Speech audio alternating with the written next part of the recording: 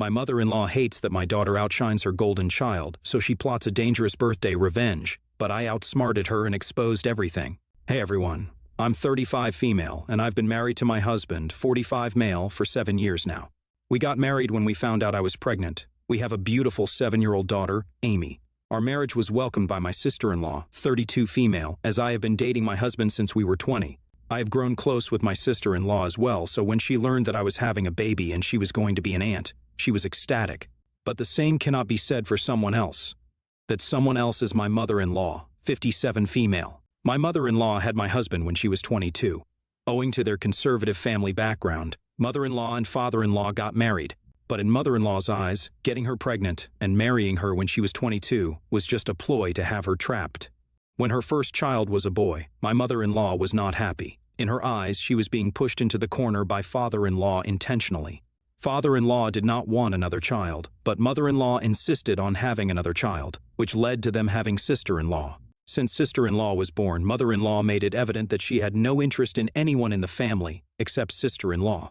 She prioritized sister-in-law every step of the way, which led to my husband growing up quite neglected. When I heard about all this, I assumed sister-in-law was aware of these things, and she allowed my husband to be treated this way. But my misconceptions were cleared out once I met sister-in-law myself. Sister-in-law is a very sweet person. She was aware of the bias that mother-in-law had against my husband, and she had done her best to make sure my husband was not treated like that. But when they were teens, doing that was more difficult.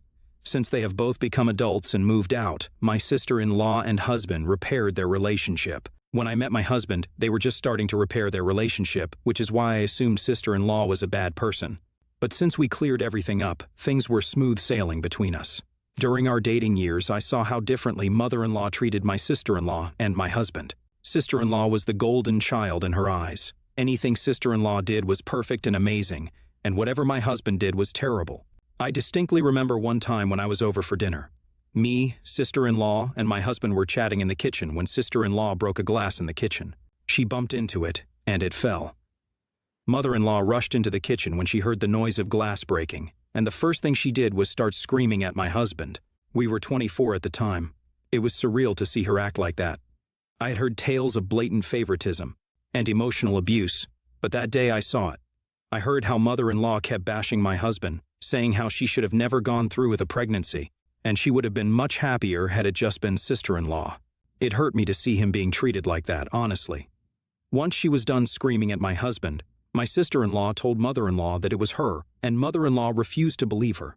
Mother-in-law told sister-in-law to not cover up for my husband. Over the years, I noticed how vicariously mother-in-law lives through sister-in-law. Whenever sister-in-law does something, mother-in-law would go out of her way to make it a huge deal, even though sister-in-law herself hated it. Based on our chats, sister-in-law is an introvert, and she hates being the center of attention because that's all she has known since she was a kid thanks to mother-in-law. And that causes her a lot of anxiety, but that doesn't stop mother-in-law from not giving her a break. She repeatedly puts pressure on sister-in-law and makes a big deal out of every small achievement of sister-in-law. Now, I'm telling you all this because I need you to understand how crazy my mother-in-law is about my sister-in-law having the spotlight. When my daughter Amy was born, the attention definitely shifted to her, because as one knows, Amy is a baby.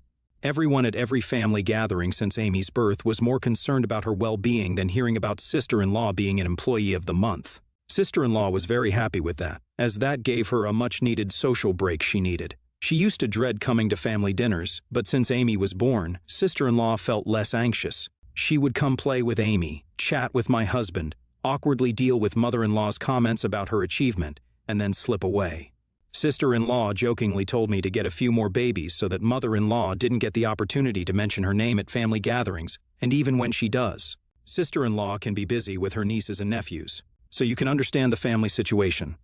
On my daughter's 7th birthday, my husband and I decided to host a big get-together. Owing to COVID, we weren't able to host gatherings, and that has caused quite disgruntled feelings from my mother-in-law, so we thought it would be perfect to celebrate Thanksgiving and my daughter's birthday together. Accordingly, we sent out invitations and prepared for the gathering. The night before the gathering, I got a call from my sister-in-law. The moment I picked up the call, she was in hysterics. She sounded like she was on the verge of a mental breakdown. That worried both me and my husband. When we finally managed to calm her down, she told me that I should uninvite mother-in-law right then. I couldn't quite understand why. And sister-in-law explained that there might be something that mother-in-law is planning to do on Amy's birthday which could be hurtful to Amy. I asked her what she even meant, and sister-in-law said that mother-in-law told her how upset she is with Amy. Since Amy was born, sister-in-law is not getting attention from the extended family, and that bothered mother-in-law a lot. So she was going to prove to the whole family that I've been lying about Amy's allergies. Hearing that made me panic, obviously. I told my husband that mother-in-law was planning on doing that, and my husband suggested we don't uninvite her and instead see if things were true. Her sister-in-law was suggesting if it is true, we can catch her red-handed, and after that, if we go no contact with her, no one would be able to blame us. His logic, although dangerous, made sense to me. I asked sister-in-law to keep screenshots of the chat. We patiently waited for the dinner. Mother-in-law showed up with a pan full of brownies as dessert. Since the moment she came in, she repeatedly asked Amy if she was excited about the brownie that Nana made especially for her. Amy, as a child, was understandably excited, and I couldn't interject because I didn't have any proof. That was until it was time for dessert. Mother-in-law said she will cut the brownie, and the first bite is for the birthday girl. The moment she cut the cake and held it out to Amy, I took it from her hand. Everybody was shocked at my behavior. Mother-in-law was just about to start screaming when it dug into the slice and took out a big piece of walnut. Amy is definitely allergic to walnuts, and everybody knew that. I explained to Amy that she can't have the brownie, and she should go with her father to the kitchen for some ice cream instead. Once she had left with her father, I told everyone about the reason why mother-in-law did this. Mother-in-law tried to argue and say that I'm lying, but she failed when sister-in-law backed me up. It was a show. She was screaming at me and then pleaded with sister-in-law to take her side instead. The whole family saw mother-in-law for who she truly was and how far she was willing to go, and since then, the extended family has contact with mother-in-law. Mother-in-law has not taken too kindly to it and has been calling me an a-hole for ruining everything. I don't think I was Ta, but I would like an outside perspective just in case I was TA somewhere. Thank you. Update 1. My husband and sister-in-law have been dealing with hateful calls from mother-in-law since I last updated you guys. Mother-in-law can't believe that her kids chose a stranger, me, over her, and she expected them to take her side. Both my husband and sister-in-law explained that what she did was completely disgusting because she was trying to put my child in the hospital over something so petty. I heard my husband call my mother-in-law a monster and heartless, after which mother-in-law stopped calling him. On the other hand, sister-in-law has blocked mother-in-law because mother-in-law told her that she was doing it for sister-in-law's sake, and now that it backfired, sister-in-law shouldn't take back her support, even though sister-in-law never supported her in the first place. It is a whole mess. I do not know what I'm supposed to do. Update 2.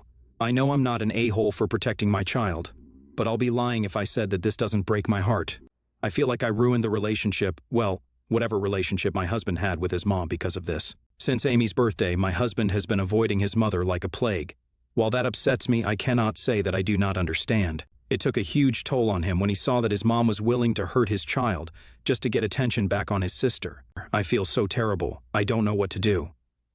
Update 3. Thanks for all the kind words you guys have left in the DMs and the comments. I can never thank you guys enough for being so kind to me. I wish I had some good news, but I don't. Since my last update, my husband too has blocked mother-in-law. I have tried to get him to talk about his feelings with me, but he hasn't. I don't think he's quite ready. As someone said in the comments, it must be difficult for him to accept the loss of a parent who is physically present but mentally absent, but I'm trying to be as supportive as possible. I feel like that is the only thing I can do at this point. Hey OPNTA, you protected your child, the way you knew your husband's relationship with his mom was already dead because your mother-in-law never treated him like her child. I don't think you should feel guilty. Support him and make sure he knows that you're here for him because that is what he needs right now. NTA Op, you did what any mama bear would do. As far as your husband's concerned, I feel so bad for him. It must be difficult for him to deal with the loss of a parent who is physically here but not emotionally. Make sure he feels wanted and loved, and I think it would help. Maybe therapy can help too. Next story. My grandma, Granny, 93 female, is living in a nursing home as her memory and physical ability started to decline. The family moved her into a home where she is now doing surprisingly well. Granny probably has dementia, but we have not bothered to get a formal diagnosis, as it wouldn't change anything in how we care for her. Granny still uses a walker, but she has been slowly getting weaker over the last several months. She used to get up independently, but one night she fell off the toilet and was on the floor for a short time. Thankfully, with no injury. As she forgets to use the call bell, she has a bed alarm for safety. She also always has someone walk beside her due to the fall risk, and if she goes to the bathroom, A staff member will wait right outside the door for her to finish. This is because Granny will always accept help, but she will never ask for it. This is important for later. Myself, 48 male, and my brothers, 40 male, 42 male, enjoy taking her to her favorite Italian restaurant. When we park in a handicapped space and assist her with walking, she manages nicely. The last time I took her, she needed to use the bathroom after the meal. Being aware of her fall risk, I went to the woman's washroom. I opened the door crack, asked loudly, "Is anyone in here?" And when there was no reply, took my grandma in. After assisting her to the toilet, I closed the stall door and stood right outside. During this time, a middle-aged woman walked in and was visibly taken aback by my presence. I apologized, saying my grandmother was using the bathroom and that we would be done quickly and to please feel free to use the facilities. She walked out without a word. A minute or so later, I took Granny out of the bathroom, walker and all. The woman was waiting outside for us, and as we left, she went in muttering loud enough that I should have taken her to the men's washroom if I was there with her. I said nothing, not wanting to cause any conflict, and took Granny back to home. Afterwards, this did get me thinking. I have my grandma's well-being first and foremost in my mind, but I certainly don't want to make anyone else uncomfortable by going into a woman's washroom. My wife and one brother thought I did the right thing, but other family members thought I was the a-hole and looked like a creep. I replied, as a woman, Granny has the right to use a woman's washroom, and as someone who is her caretaker at that moment, I go where she goes for her own safety. Am I the a-hole for taking a disabled, handicapped woman to a woman's washroom when I am a man? For reference, the restaurant does not have a family or mixed washroom, or I'd absolutely take her there. NTA. Your grandmother needed help, and there were no females with your group at the restaurant and no family mixed bathroom. As a female, your granny has the right to use the women's bathroom, and you didn't violate anyone else's rights while assisting her. You merely waited outside of the stall until she was done and then left when your granny was done. You didn't do anything inappropriate and you didn't disrespect anyone. The lady and your other family members are overreacting to you simply helping your granny who is a fall risk to go to the bathroom safely. NTA.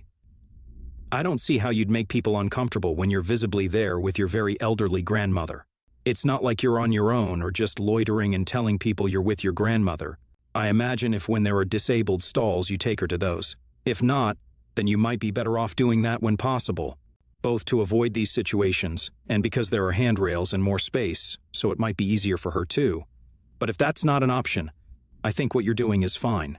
Taking an elderly woman into a man's restroom where there are urinals feels less respectful of her privacy than you accompanying her into the women's restroom where other women will more often than not. Understand the context and be fine with it. Next story. I, 22 female, I'm very close with my mother. My mother came out as bi and has been dating this girl Sylvia for about 2 years. My father was the love of my mother's life, but he passed away about 10 years ago. They were together since high school and friends since the 4th grade. It was like a fairy tale. This incident has nothing to do with me not wanting my mother to move on because I want my mother happy. She deserves it. Basically, Sylvia has always said this thing about her being my mom's one true love and how fate put them together. I always ignored this and let her say what she wanted to say. But I have a younger sister, age 13, who Sylvia tells this to. My sister came to me and said that Sylvia told her this, and when my sister brought up my dad, Sylvia said my parents weren't really soulmates but just two people that fell in love and wrote chapters in each other's books, and that Sylvia was my mother's true love.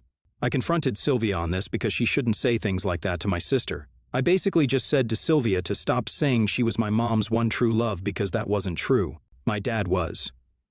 This caused a huge argument between Sylvia and I, and she accused me of just not wanting my mother to move on and be happy. I told her that wasn't the case, and that she shouldn't be telling my sister that my father wasn't our mother's soulmate. She then said I was living in a fantasy, and that my father has passed for a decade now, and that I was being selfish and needed to let my mother move on, completely ignoring my point. She's now asked me not to come by the house when she's home. My mother is currently in the hospital, and I haven't told her any of this because I don't want to stress her out. I can't even come to the house and see my sister. I really don't think I'm the a-hole. I just stated my mind. NTA. Sylvia sounds insecure and narcissistic as heck to be playing this game where she is in competition with your deceased father. The way she's speaking to you and your sister is extremely inappropriate and honestly bizarre. Her behavior sounds like that of a jealous teenager. I know you said your mother is in hospital and you don't wish to upset her, but I think she would want to know how her children are being treated by her partner. I would tell your mother right away for your sister's sake. You were able to leave the situation, but your sister is stuck around this clearly unwell person, and that's not right. NTA. First of all, if it's your mother's house and she isn't married to Sylvia, she can't really stop you from coming over just because she is there. Secondly, what she's saying to your sister is highly inappropriate and honestly not even necessary. Although this is a conversation your mother needs to have with her, not you. Of course your mother deserves to move on and find someone to love. That doesn't mean her love for her deceased husband is no more. Also, you can't speak for your mother on her love life because only she is the judge of that. But good for you for trying to stick with your sister, but you need to tell your mother this. NTA. If anything, it sounds like Sylvia is jealous of the relationship your parents had and feels threatened by it. From the sound of it, in my opinion, I'd say it seems like she's feeling jealous of a memory, and in feeling that way, she's stooping so low that she is competing with a dead person. If she was only making these comments to you alone, maybe you might have been able to deal with it, I'm guessing. But telling your sister, your little sister, that her late father was only a chapter in her mother's life, that was crossing a line. I may be biased because I always feel bad whenever anyone says anything that hurts my own little sister, but I really don't think you've done anything wrong. Your mother's new girlfriend needs to accept that your dad was, is, and always will be an important part of all your lives, even if just as a treasured memory.